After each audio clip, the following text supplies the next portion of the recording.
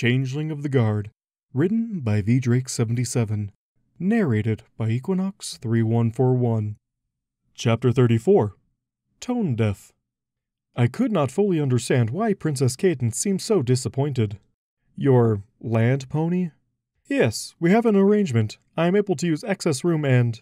I'm aware what a land pony is, Idol, which is why I'm surprised you're so worried about getting her a gift.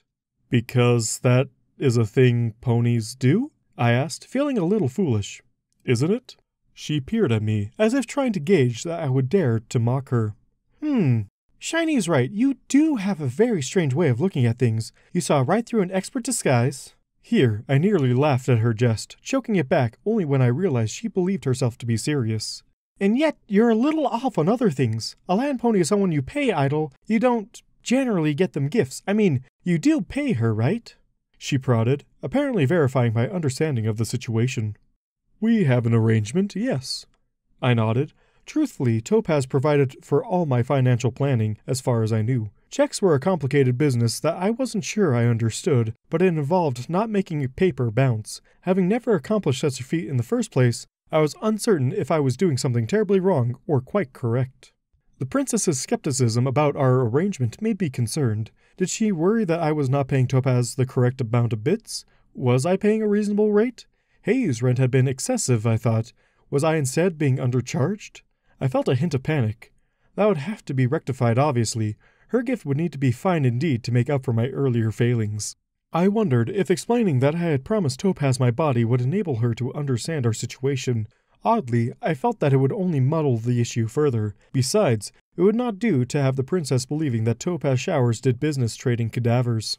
Though now that I thought about it, she sort of did. Put them on display no less, but that seemed to be an entomologist thing. It would be rude to draw attention to it. I did not know much about Canterlot, I admitted slowly. And beyond that, she is my friend. I would like to show her appreciation for her help. In truth, she is the main reason I came to Canterlot. I had no other ideas as to where I should go, and thanks to her assistance, I am now part of the Royal Guard. It is important that it is a good gift. I explained, though it felt as though the explanation was lacking entirely. Ah, the Pink Princess agreed with a knowing look. Well, there's always the standard travel gifts, you know, souvenirs, magnets, mugs, mats, but I'm feeling you want a little something more elaborate. I nodded quickly. These were things I had seen and been disappointed by, not to mention the general feeling of betrayal that came from the apples in Manhattan. I chewed thoughtfully, listlessly, incredibly disappointing. Still, I gave the staring shopkeeper the bit he had requested and put the awful fruit down before him with a shake of my head. Local produce was hardly nutritious at all, and it certainly did not make me feel love towards Manhattan, whatever had been drawn upon it. Truthfully, I cannot imagine how any pony would enjoy them in the first place. All in all, solid oak paperweight apples were a terrible gift, and far too wordy of a species, I decided. A simple red delicious was far juicier and resulted in less splinters. It was a wonder any pony in Manhattan could eat at all. The shopkeeper continued to stare as I left, and I later found that he had changed his career. I was happy for him. I could not imagine that there was much future in his produce. Which isn't to say a bit of jewelry doesn't make a decent souvenir, it just isn't my thing, personally. And you can always go with flowers. You can say practically anything with the right bouquet. You can express gratitude, affection, everything from, I can't live without you, to, you are a great friend. Or, are you hungry, I imagine. It was really the only thing I could think flowers would say. Well, Cadance tilted her head from side to side, weighing that before giving a slow nod of acceptance. I mean, if they're her favorite flavor, it's always a good choice, but then you have to make sure you're presenting them as a snack. I like yellow roses, but I certainly don't want Shining giving me any in public. Some of the meetings there are pretty unpleasant, and even the better ones don't work well for ponies in a relationship. And what does that mean if I give some pony red roses? I had seen ponies doing that at least. I had not paid much attention to other flowers. Obviously that you're thorny, she said with a little wink. I stared, unsure how to respond to that. She might have simply had something in her eye. She wilted slightly before continuing. More romantic than friendly, actually, but honestly, flowers probably wouldn't even make a good souvenir. They usually don't last. Much better as something you plan for in advance or get on short notice. She considered thoughtfully. A small piece of costume jewelry might work, if it isn't too gaudy. It could send the right message, be a souvenir, and leave things open for another gift. Plus, usually the top ponies from the incoming guard in Canterlot get stuck with the gala duty, representing the Royal Guard. You could take her as your +1, as a friend. She gave me a winning smile that seemed exceptionally predatory, and I was tempted to mistrust. Still, Her Highness had given me many ideas. That would be another to keep in mind. Beyond that, she was one of my princesses, and that she was far above me in all things. I found myself quite liking Princess Cadance, and she seemed pleased with my company as well. I will not deny that her entire demeanor changed when Shining Armor finally arrived, and our ease with one another seemed to please him to an extraordinary level. We chatted briefly, but the lovers clearly wished to make most of their time away from the public eye, and so I excused myself on the guise of souvenir shopping. There truly is no place like home, I decided, marveling at the simplest truth. Manhattan is a wonderful place, as anyone can attest, but it is no Canterlot. No building of brick and mortar will ever match the majesty and translucence of marble. Truly, I thought, only the highest resin could compare. Nothing quite says safety like black and blue, with just a hint of bioluminescence. Still, I found myself trotting eagerly through the city with hardly a thought towards the appreciation of the beauty around me. I found that I truly wanted to know if I had chosen well. After I had ceased being near bursting with love, I had begun to worry my gift was, in fact, too elaborate. Perhaps gift buying after dealing with Shining Armor in Princess Cadance was not, in fact, entirely wise. Well, well, hello, stranger. The familiar form of Topaz Showers called moments after I made the final turn to her home. For a moment, I felt instant concern. Had she forgotten me? Then I scoffed. Topaz forgetting insect? Impossible. I swelled at her brief hug, enjoying the warmth and affection as she led me indoors, then quickly proffered her the gift, which had been impressively wrapped by the jeweler. He had suggested a velvet box, but any pony knows that gifts come in a package with wrapping and a bow. I found the ribbon far more appealing than the twine I recalled in various other packaging, and decided it had been bits well spent. Idle, I told you didn't have to buy me anything. She was, however, immensely pleased, and I found that I was as well. I had cracked this particular pony puzzle. Should I open it now? I frowned, suddenly concerned.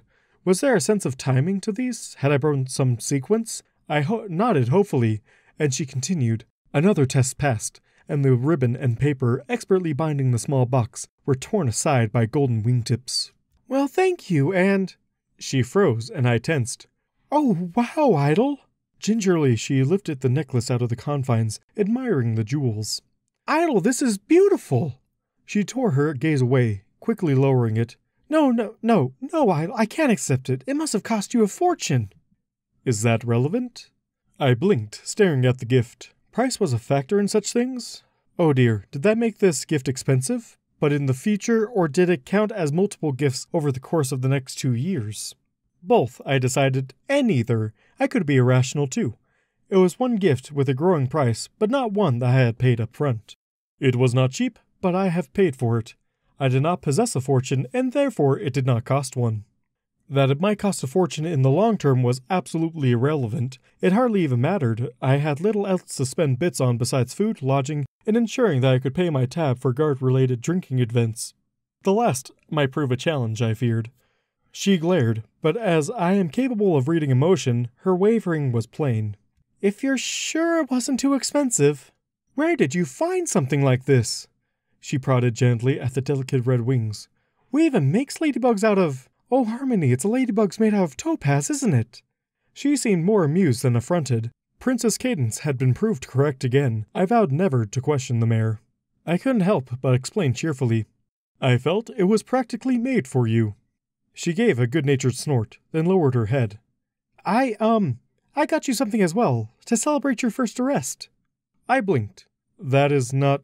Oh no, Bugster, you got me something after I specifically told you not to, and now you don't get a choice. Those are the rules. I would have protested, but that sort of circular gift-giving sounded precisely pony, and since Topaz was a pony, I could hardly falter for it. She rushed downstairs, coming up again with her glasses lightly fogged. Now, I've been thinking we've had a bit of a problem with your diet, and we've been covering it with eggs and things, but really that only goes so far. So, I decided to take a bit of a trip and got you something I think you're going to like. She deposited a wax-covered box on the table before me. Though less festive, I did note with some disappointment that hers was larger than my own had been. Now, I've kept it in your room because, well, the Griffin said it would best to store it in a cool, dry place for a week or so to age, and the cellar where you stay was that, and... She frowned, then lifted her glasses, peering at me. It's surprisingly humid down there. I poked the box, curiosity beginning to get the better of me. I could smell... something. I have been adjusting and sealing my room. I prefer warmth and humidity, and it makes it easier to work the clay. Oh, I wasn't really paying attention, but it's a hydra trap. Hydras live in swamps. I'm sure it's fine. Her voice took on a nervous edge, and she broke the box open and lifted the lid, then gagged, dropping the lid and fleeing the room as the only partially desiccated meat slab became visible, and the associated smells filled the room like no bouquet or aroma ever could. I was transfixed. A single, long breath through my nostrils told me everything, tears coming to my eyes. It was perfect. I had no idea that griffins enjoyed treating meat in such a fashion, and truly, changelings rarely had the opportunity to partake. Prey rarely had time to age before it was consumed by the hive, but a single mouthful told me all I needed to know. Such a thing would have been brought only to the queen herself. Delicate, without so much of a hint of chewiness, practically melting pure flavor into my unworthy mouth. I could hardly contain my delight. Savoring this instead of consuming it and licking the box clean was taking every ounce of self-control. Self-control I found that I did not possess, getting the last bits of hydra out of the box. A sigh of contentment escaped me as I lounged back from the table, drunk on the fine griffish dining and wondering where Topaz had gone. Her necklace was not fine enough a gift by half. A third even. I would have to do better.